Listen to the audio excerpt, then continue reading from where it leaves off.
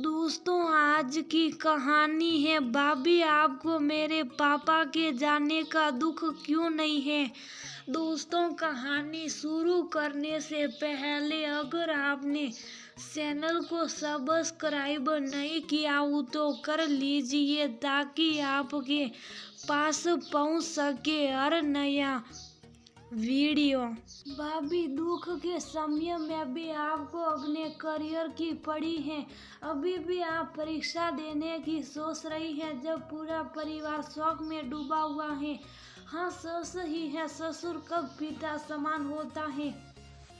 अगर आपके पिता होते तो शायद आप ये कदम उठाने के लिए 100 बार सोचती। बिना कुछ सोचे समझे वरदा अपनी भाभी रीमा को लताड़े जा रही थी। शुरू से ही रीमा की इच्छा थी कि वह बीएड करके टीचर बने। ससुराल वालों ने भी इस बात के लिए हामी भर दी थी कि उन्हें कोई परेशानी नहीं। रीमा अपनी जिंदगी में जो हासिल करना चाहती है उससे पूरी आज़ादी रहेगी।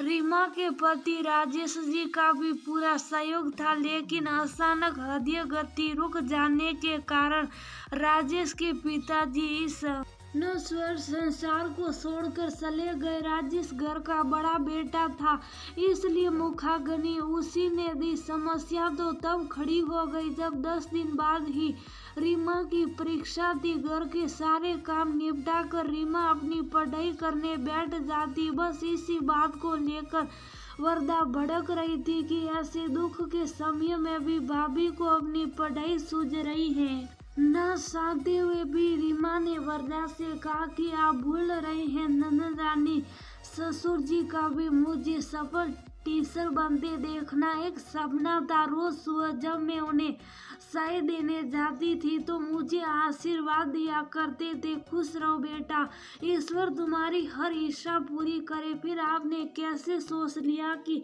मुझे पिताजी के जाने का दुख नहीं है, लेकिन इस दुख में मैं अपने पिता समान ससुर जी की इच्छा अधूरी नहीं छोड़ सकती। उनके प्रति मेरी सच्ची श्रद्धांजलि यही होगी कि मेरे भविष्य के लिए जो सुनहरे सपने उन्होंने देखे थे उन्हें मैं पूरा करूं।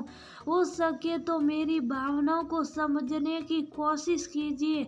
अगर आप मेरा साथ नहीं देंगे तो मेरे लिए ये परीक्षा और कठिन हो जाएगी और शायद मैं इस परीक्षा और जीवन की परीक्षा दोनों में ही असफल हो जाऊं।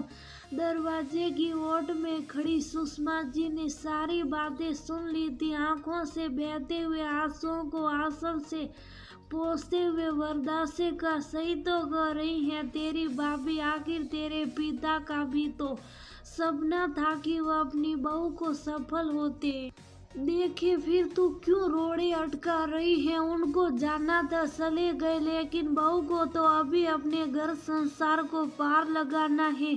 इसकी साल भर की मेहनत पर पानी फिर जाएगा। तूने एक बार भी नहीं सोचा बहू, आज मेरा भी आशीर्वाद तुम्हारे साथ है। ईश्वर तुम्हारी मनोकामना पूरी करे, सदा खुश रहो, कहकर वरदा को साथ लेकर चली गई। रीमा ने मन लगाकर अच्छी तरह से तैयारी और उसे विश्वास था कि कहीं ना कहीं माँ बाबूजी का आशीर्वाद भी उसकी सफलता में सहायक सिद्ध होगा। आज परीक्षा का रिजल्ट घोषित हुआ। रीमा जिंदगी की परीक्षा और बीएड दोनों में उत्तीर्ण हो गई थी। बाबूजी की फोटो के आगे खड़े होकर नम आंखों से सर झुकाकर रीमा उनका आशीर्वाद ले रही थी।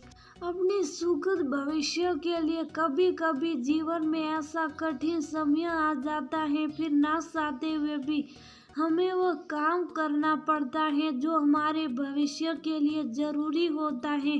कठिन परिस्थितियों में सिर्फ सच्ची भावना से अपना कर्म करना चाहिए, ना कि रूढ़िवादियों के चलते अपने भविष्य को दांव में लगाना।